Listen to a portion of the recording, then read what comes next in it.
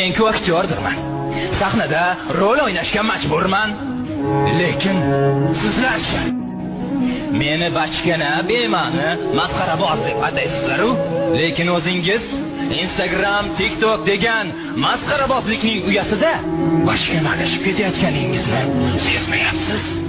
Azizlar, o'sha bema'no, mantiqsiz videolaringizni internetda ko'z qilishga hatto uyalmay qo'ydinglar-a? Ha, qo'sh tirnoq ichidagi jonli efirlaringizni-ku aytmasa ham bo'ladi. Oldingizda men ham masxaraboz bo'lmay qoldim. Chunki mendan o'zib ketdingiz.